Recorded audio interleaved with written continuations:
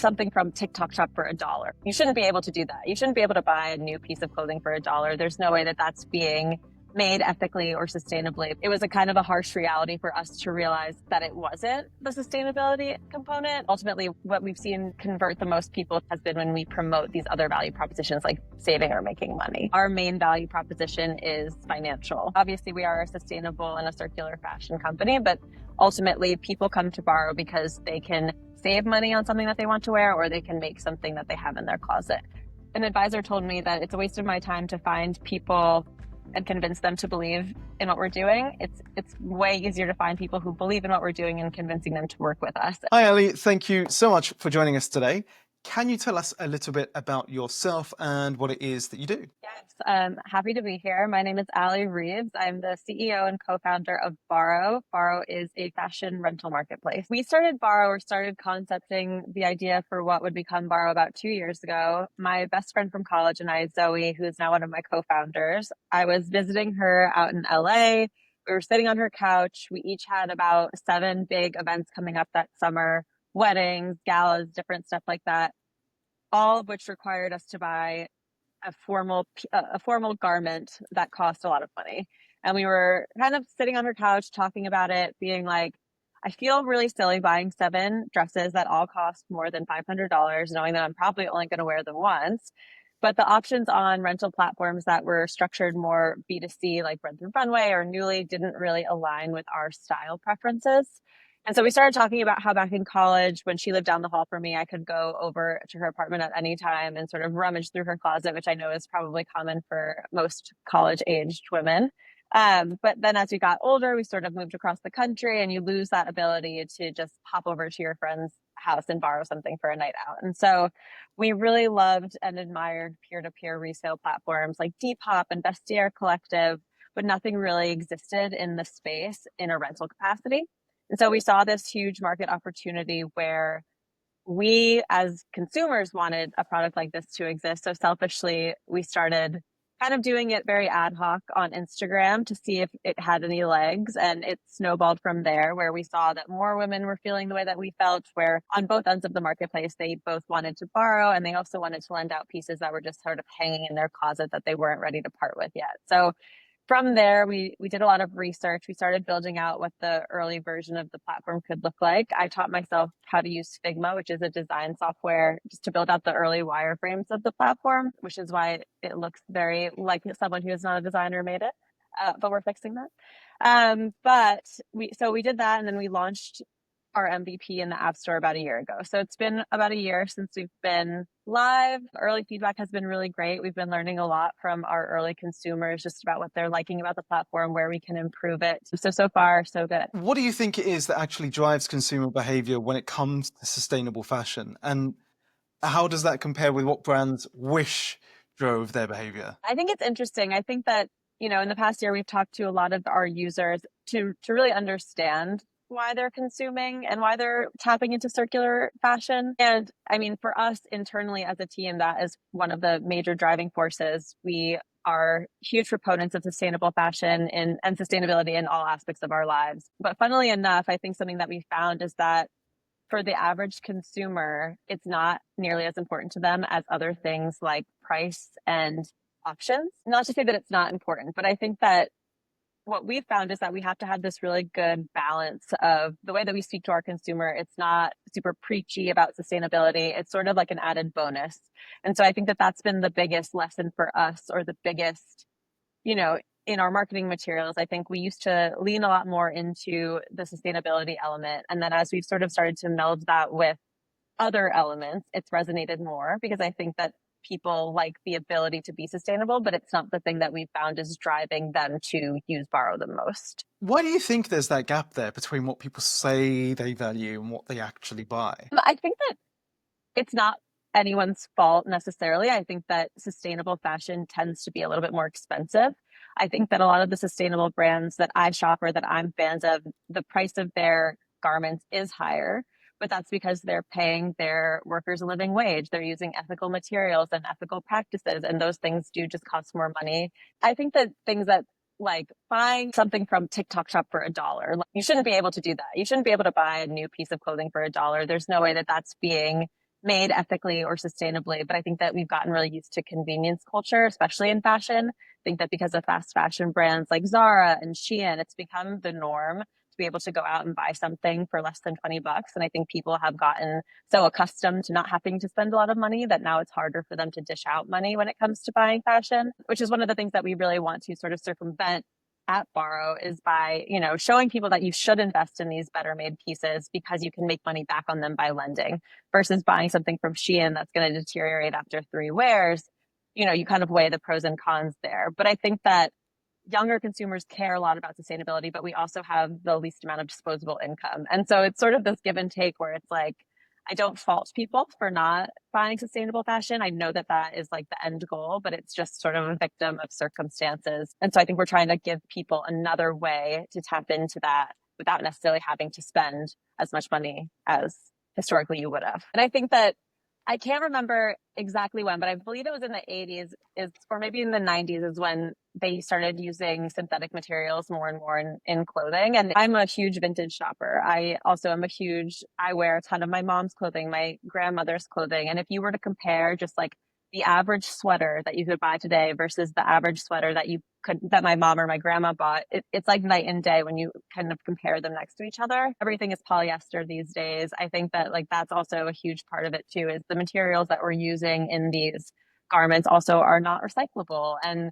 they're not sustainable. And so I think that, it's more of an issue on the brand side that the consumer is feeling the results of versus I think a consumer problem altogether. When it comes to price, inventory, things like that, how has learning that kind of thing drives consumer behavior more than sustainability? How has that changed the way that you've approached growth? I think that what we've learned is that for us, I mean, we have a very specific use case, but I think for us, like our main value proposition is financial. Like obviously we are a sustainable and a circular fashion company, but ultimately people come to Baro because they can save money on something that they want to wear or they can make something that they have in their closet.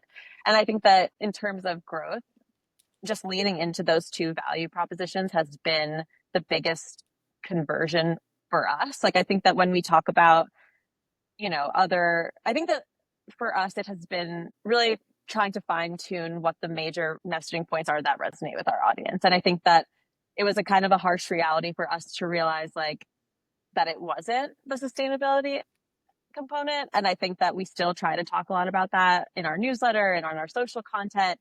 But ultimately what we've seen convert the most people to actual users of the product has been when we promote these other value propositions like saving or making money. And then on top of that, it's also obviously the breadth and quality of inventory we have. Obviously, it's kind of the same thing as like if you were to think about booking an Airbnb, you want to make sure that the house that you're booking is nice and then it's within the price point that you want it. And then obviously like there are these other things that, that you get as an added benefit, but that's sort of what we've found has been the biggest hack for us in like kind of unlocking that growth. And then I think also on top of that, it's been like the community element. And I think that that ties a little bit more to the sustainability than the pricing. When you say the community element, tell me a little bit more about that. I think that what we're really trying to do at Baro is sort of build this really authentic community of people where it is sort of just like borrowing from a friend of a friend's closet. We don't want it to feel super sterile and super corporate. Like we want it to feel, we've already sort of seen this happen where a woman will borrow from someone on the platform and then they'll use the messaging and they'll go back and forth and they'll send each other notes back and forth within the mail and they follow each other on Instagram and it becomes like this cool friend like thing, which I think is just like a really nice added bonus that we didn't even really expect or anticipate, but it's become like a really great thing as a founder to watch that happen, to see little micro communities form within the platform. Things that we didn't think about where it's like, I'm 5'8", I'm like pretty average sized. I've never had to have anything hemmed. But when we talk to users who are below 5'3", it's like they can't shop at any like major retailer because they have to get everything hemmed. And so that was not something that I had never considered when I was thinking about building Baro, but then women who are under 5'3" have found other women that are under 5'3" on the platform and they can kind of share clothes amongst themselves and go back and forth, which has been really cool to see. And being able to find people who have the same style and size preferences as you has been really cool to see. So that's been like a kind of a cool little added bonus on top of everything else that we're doing. Going back to that price thing, it's an interesting one. Sustainability companies find that if they market based on price or ROI or savings as opposed to the sustainable element, then they're much more likely to communicate in a way that customers are interested by. At the end of the day, people are going to act on what's most painful for them. And for most people right now, that is money. Where sustainability companies are doing the best is creating a product that people actually like that also happens to be sustainable. And in most cases also happens to be the best financial choice as well. Yeah. And I mean, I think that that's another thing is that like we don't claim to be like a fully sustainable company. Like there are things that we can do better and that we want to do better down the line. And I think that there was a time in which like greenwashing was very prevalent, especially in the fashion industry, where a lot of companies were claiming to be sustainable, but you know, underneath the facade weren't really all like that sustainable at all. And I think that consumers there was like a wave of when sustainability was sort of hip and cool, and there were brands like Reformation and Everlane that launched that were really like tied to this idea and ethos of sustainability. And I think that customers got a little bit tired of it, or they just got a little bit, what do you believe? Is something really sustainable? And when you dive deeper, like oftentimes it's not. And I think that we don't ever want to like come right out of the gates claiming that we know everything about sustainability or claiming to be the most sustainable company, because I know there are things that we can do better. And so I think that introducing people to Baro as like a more sustainable option, not the most sustainable option, has been a really good way to introduce them and to sort of get it on their radar versus having to like shove it down their throat. So, two things there. The first is, yeah, I don't think anyone, even in sustainability, is an expert in sustainability. All We're right. constantly learning more. There's always something specific about it, and at the same time, it's there's no perfect measure. The other side of it is communicating sustainability in a way that makes sense to people. Because, for example, you can use the phrase sustainability, but if you say like thrift shop or charity shop here in the UK, people connect with that more. But that's also sustainable because it's a circular economy. And so I think when you use the language that people understand, that's what really gets them. When it comes to that, what's been the hardest part about trying to educate your customers around sustainability and circular fashion? I don't know. It's an interesting question because I don't think that to my earlier point, I don't think we do a ton of educating or new education on sustainability. We are very lucky that a lot of our users also use peer-to-peer resale. So it's more of an education on like over resale versus the circular economy more holistically. I think that again, coming back to the price thing, I think it's more of a value prop and education around instead of selling something once, you can rent it out multiple times and you can make more of a passive income on it. So that's been, and I think that the peer to peer rental space is still so new that it's more education on like how it works. I get a lot of emails every day being like, how do I ship this out? How do I clean it? Like it's more like education on how the process of peer to peer rental actually works versus the education on sustainability, but it is something that I know our users appreciate and it is something that I know they care about. And so it's nice to be able to offer them it as a solution. What's been one of the biggest challenges you faced when it comes to growing the company? I mean, we're still so early that there's still a lot of things that we're figuring out. I think that again, it's just like an awareness thing. I think that when you're introducing anyone to a new type of company or a new process or way of doing things, there is that just education element where you have to sort of teach people about this new way to do something.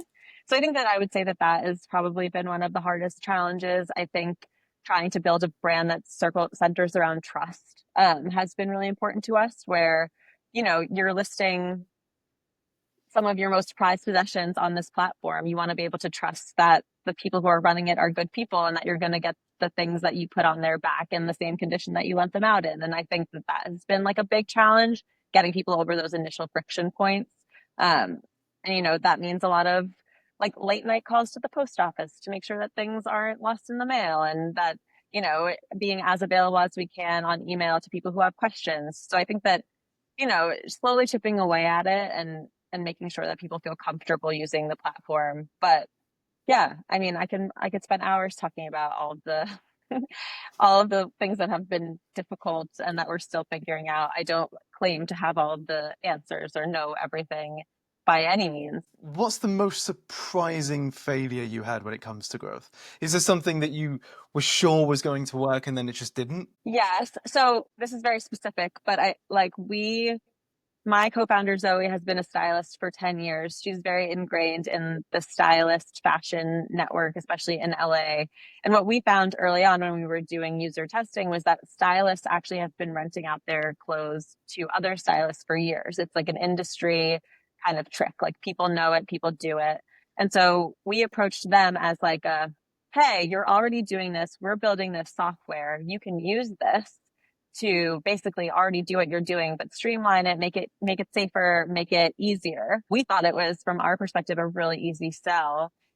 Ended up being not an easy sell. It ended up that stylists are maybe not the most like tech friendly people. Like they don't necessarily understand the value of the technology. And I think that we thought they were going to be more like an early adapter cohort. I think that it'll probably end up being that they're more of like the laggards cohort. I think that once things are sort of settled and it's industry standard, then maybe they'll jump on board. But they definitely weren't the group that was going to like spearhead this from the get-go. They have a lot going on. My co-founder, is also a stylist, and I think that she has spoken about how like they're kind of a hard group of people to pin down, and they aren't going to sit down and upload all of their pieces to the app, which is totally fine. So that was like, we thought that was like a shoe-in like growth unlock, and then we spent weeks trying to trail down just like a couple of stylists, and then finally we were just like, we've got to call it.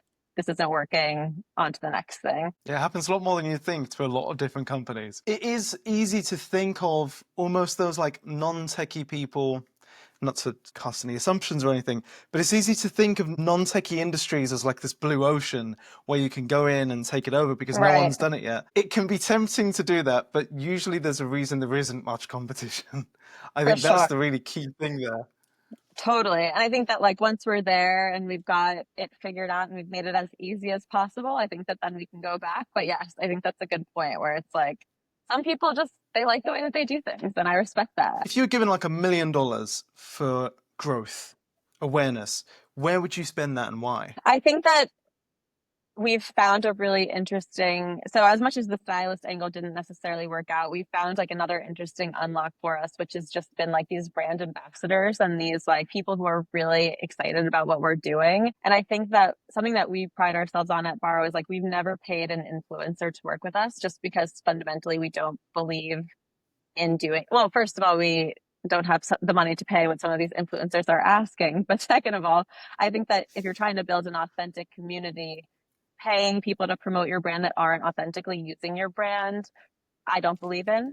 And so I think that what we found instead has worked really well is finding the people who are already using Baro and are using it avidly and sort of tapping them as these brand ambassadors, where we give them a discount code that they can share with their communities and give them these like rev share affiliate kickbacks, because they're already kind of championing the brand. So trying to reward real customers for the work that they're doing to talk about Baro has been really great. And I think that I would really love to flush that program out. I think we've done a couple of very small scale events that have been very successful. I think getting people in a room, getting people who care about the same things in a room is really impactful. So flushing out that event strategy, I think would be really great. And then there are other things, of course, like some very specific to Baro, not necessarily to all types of companies, but we found that there's very specific inventory that does really well on the platform, and actually happens to be more of those archival vintage pieces, those one of one things that you can't really go out and buy anywhere else. And I think that by investing in some of those types of pieces and making them sort of coveted on the platform, we've been able to create this cool moat around like, well, if you want to wear this piece, you have to get it on Baro, which has been cool. And so flushing out that avenue a little bit, I think also would be another way that we have done it. And then honestly, I feel like a lot of the things that we want to do are more like tech driven, product driven, which I guess ties to marketing. But there are a lot of features that we've gotten feedback on that users would love to see. There's a lot of improvements we would like to make. The logo and everything was designed by a friend of ours. We'd love to do a little brand refresh, would be cool. So there's tons of things. I can have a laundry list of ways I could spend $1 million. Yeah, it sounds a lot like product-led growth rather than like marketing or sales-led growth. And I think maybe that's a good thing, because if you were to kind of put $1 million on ads and then get a ton of people in, it may not necessarily be the best fit, because it sounds like you're building a really good community, and having that community makes it more trusted to users, I'm assuming. Right. Just one other thing there, you mentioned the whole like brand influencer thing. So something that you may have seen yourself is, it's a real bugbear for me. People calling the whole AI video Uh, UGC thing, where they get these AIs to use a product and then call it UGC, which is yeah, basically the opposite of what it is. that's so, I know I've seen some of that. It's so crazy to me that that exists. And honestly, I've probably gotten fooled by one or two. I won't even lie. But yeah, I think that like we just, every single time someone uses Baro or uploads something on Baro, like I personally email them and tell them how thankful I am that they're using something that we spent so much time building. And I like genuinely feel so grateful. Like it's so crazy to like to me still to think that people that I don't know are out there using something that I have created. And it's such a cool feeling and I feel genuinely grateful for it. And I would never want to take advantage of that community of people that has trusted us. And so, not to knock anyone who's using AI QGC, if it works for you, it works for you. But I think that that's probably not the path that we as a brand will go down. I'd rather reward the people who are using Baro and who have been supporting us from the beginning. I'd rather kind of reward them for their support versus paying an influencer $5,000 to make an Instagram story about Baro, as much as maybe that would get us in front of more eyeballs. I just think that fundamentally it's not what we believe in as a brand. What's something you deeply believe about sustainability or circular fashion that most of the market would disagree with you on, or still doesn't get? I think that most brands haven't yet seen the value in alternative means of consumption. Like I think that brands have started within the last couple of years to tap more into resale, and that's become more prevalent, which is really great. Like operating their own types of like internal resale programs. I know a couple of brands have pretty successful ones like Patagonia and Arc'teryx. They both do really successful resale programs on their own platforms. But I think that most brands haven't realized that operating your own resale and rental options or alternatives aren't going to cannibalize your initial business. I think if anything, it will just add an additional revenue stream for an entirely new group of users. I think that we've seen that happen with Newly, which is an American, I'm not sure if you're familiar, but Newly is the rental arm of the Urban Outfitters conglomerate. So Urban Outfitters owns Urban Outfitters, Anthropologie, and Free People. And they 5 years ago launched Newly, which is their platform to be able to offer rental for their own products. And they did that because the sales in their brick and mortar stores were declining. And I think that they noticed internally that there were these trends in consumers were interested in the circular economy, both resale and rental. And so they took this giant kind of risk to launch Newly.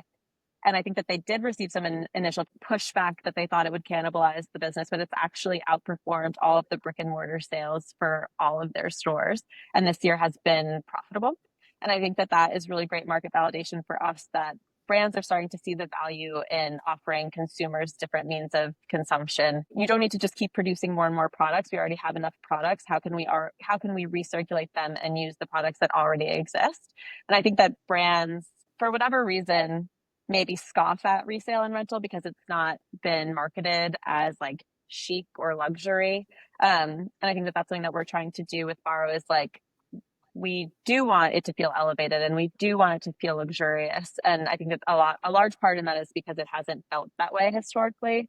And I think that once brands start viewing it as that, as such, it will kind of shift the overall way that they feel about rental and the circular economy altogether. When you think a couple of years ahead, 2, 3 years, what do you want customers to say they love about Baro? I mean, again, I think that it would just be like, I want them to love the product. I think that we're just obsessed with creating the best product experience we can for the users. I want them to, like cliche, but I want them to feel that they're using a product that was built by people that care about them. Like, I think that we don't want to build something that feels sterile and lifeless. Like, we really care about the people that use our platform, and I want that to come across. I want them to feel like we could be friends, that, we are just like them. We created this product because we wanted to use it ultimately. And, we're not just some blank faces sitting in an office somewhere. Like, we are the user that we're building this for. And I really want that to come across in everything that we do. If you had one piece of advice for another sustainability business founder, what would it be? One piece of advice that I got from an advisor that I thought was really important or that shifted the way that I think about things was an advisor told me that it's a waste of my time to find people and convince them to believe in what we're doing. It's way easier to find people who believe in what we're doing and convincing them to work with us. And that has been something that has really shifted the way that I approach a lot of different things.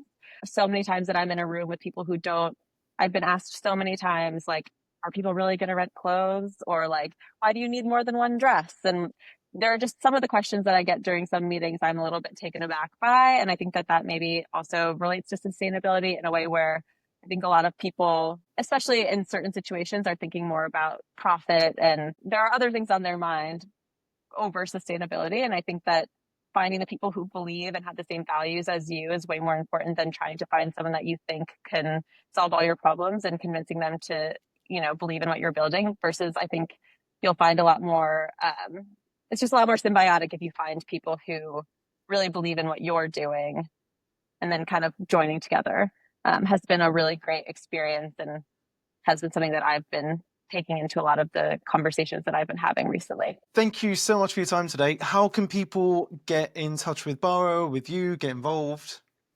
Yeah, follow us on Instagram. We are TRYBARO. Download the app. We're only available right now in the US, but hopefully that will change. And then, yeah, reach out. Hello@Tribaro is our email, our customer service email that I operate. So a direct line to me. Allie, thank you very much for your time today. Appreciate it. Yeah, of course. Thanks for having me.